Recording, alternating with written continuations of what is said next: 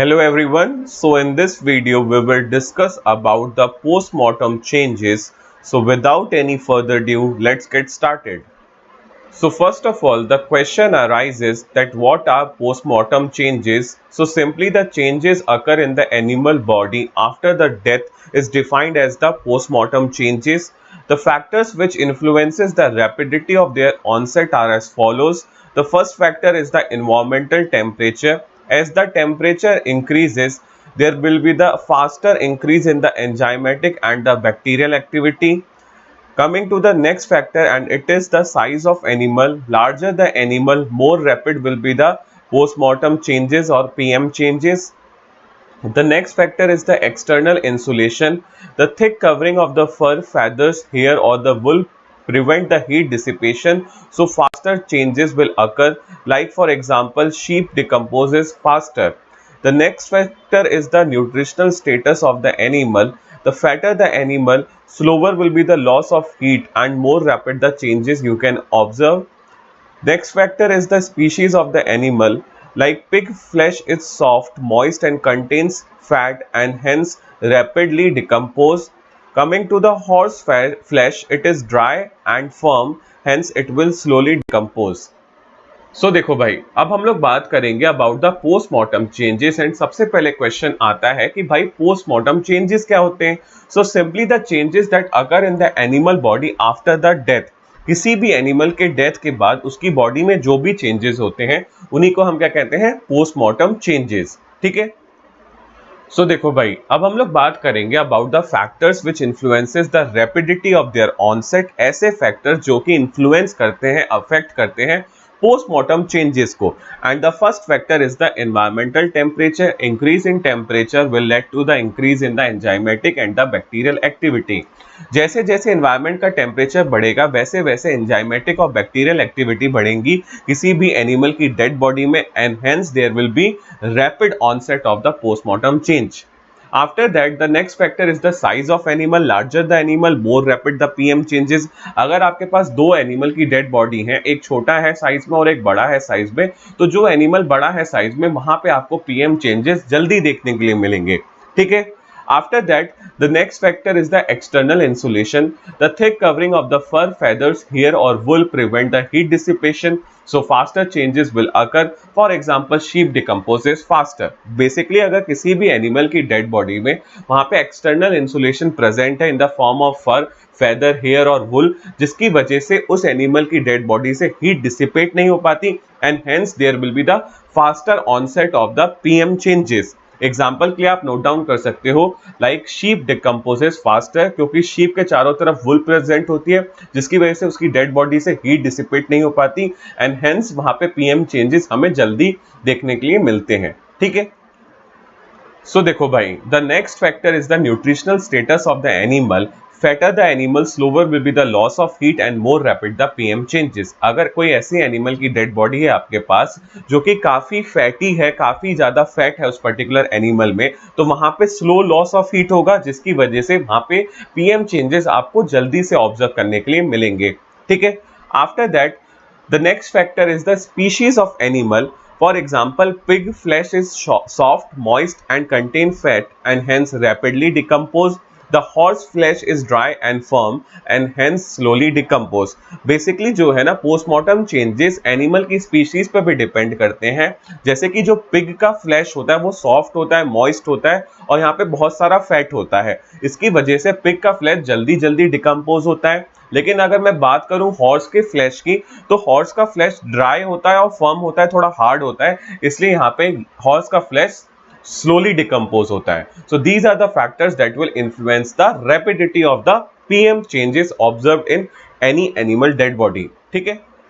Moving on, we will discuss about what are the changes that you can observe in any animal body after death, and the first change that you can observe is the autolysis. Simply, it is the digestion of the tissue by their own cellular enzymes. Prevent by inactivating the cellular enzymes by fixing in alcohol or formalin. सो देखो भाई, अब हम लोग बात करेंगे about the different postmortem changes that you can observe in any animal after death, and the first change is the autolysis. It is defined as the process of digestion of tissues by their own cellular enzymes. देखो basically अगर कोई भी animal है उसकी death हो गई, ठीक है, तो डेथ के बाद उस पर्टिकुलर एनिमल के टिश्यूज का डाइजेशन उसके ओन सेलुलर एंजाइम्स ही शुरू कर देते हैं और इस प्रोसेस को हम क्या कहते हैं, autolysis. This autolysis process can be prevented by inactivating the cellular enzymes by fixing in alcohol and formalin. Basically इस autolysis की प्रोसेस को रोकने के लिए हमें cellular enzymes को inactivate करना पड़ेगा and for that we can fix that animal dead body in alcohol and formalin. ठीक है। The next postmortem change is the putrefaction. So simply it is the decomposition of the tissues by the enzyme of the saprophytic bacteria. After the death, the bacteria from the digestive tract and the body surface invade and multiply and eventually digest the tissue with their enzymes.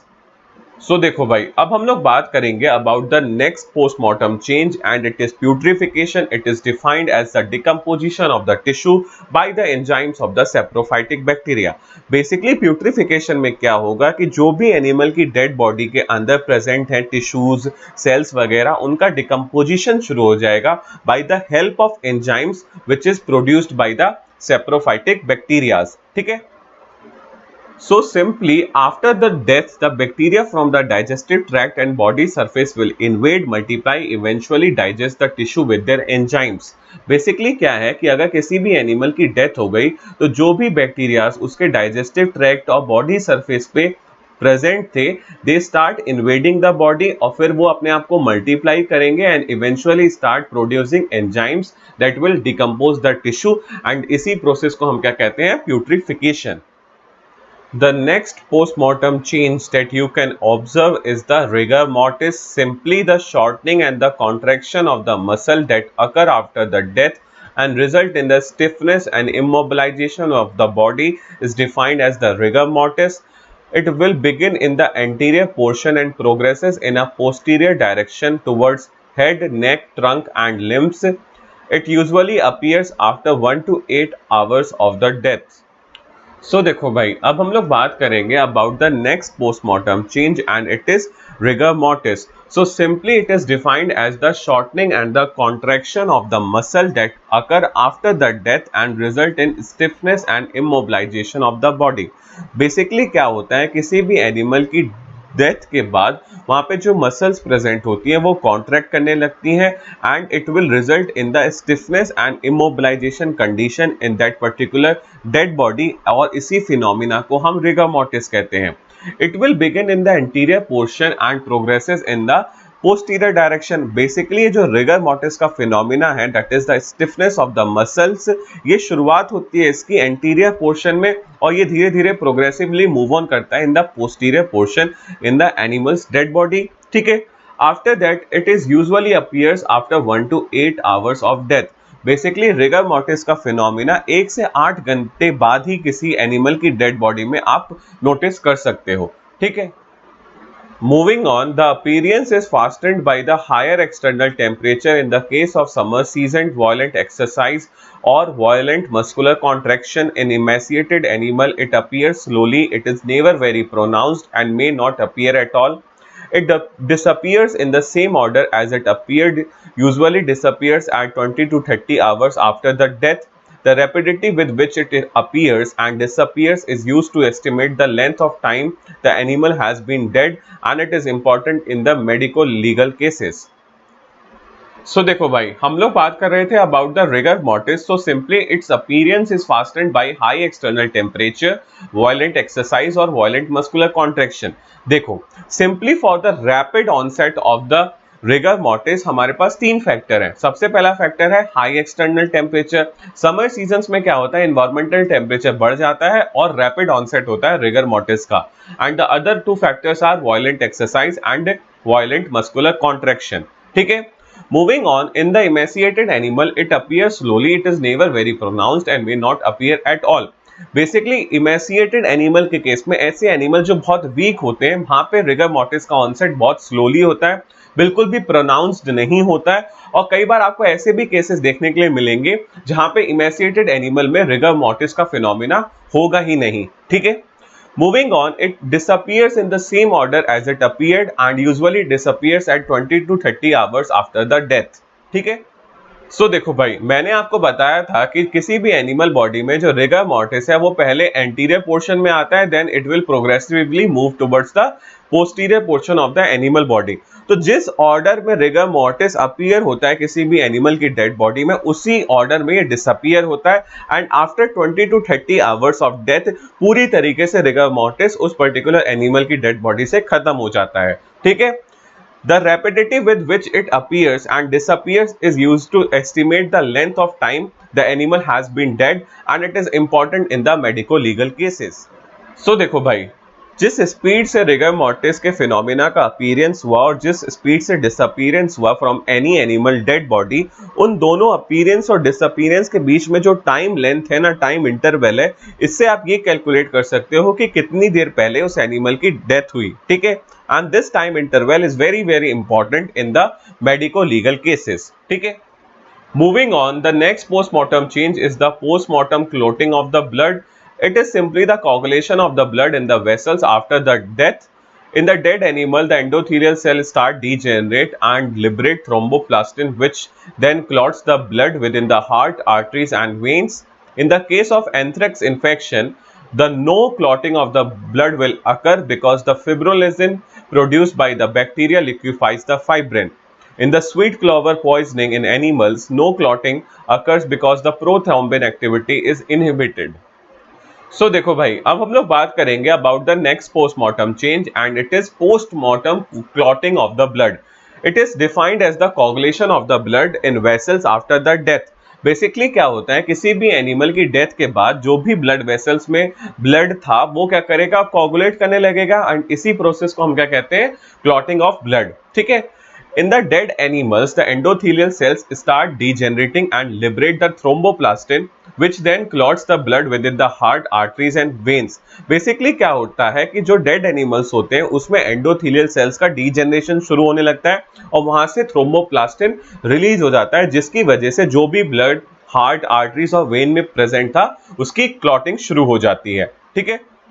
So now moving on, in the case of the anthrax, the no clotting will be observed because the fibrinolysin produced by the bacteria liquefies the fibrin. Basically anthrax के case में आपको animal में कोई भी clotting of blood देखने के लिए नहीं मिलेगी, क्योंकि यहाँ पे जो बैक्टीरिया है ना वो फिब्रोनोलाइसिन को प्रोड्यूस करता है, जिसकी वजह से फिब्रिन लिक्विफाई हो जाता है और ब्लड की क्लॉटिंग रुक जाती है. ठीक है। In the case of the sweet clover poisoning, the no clotting of the blood will be observed because the prothrombin activity is inhibited. अगर कोई एनिमल में स्वीट क्लॉवर पॉइजनिंग थी तो वहां पे भी आपको क्लॉटिंग ऑफ ब्लड ऑब्जर्व करने के लिए नहीं मिलेगी, क्योंकि वहां पे पॉइजनिंग की वजह से जो प्रोथ्रोम्बिन है उसकी एक्टिविटी इनहिबिट हो गई है. ठीक है।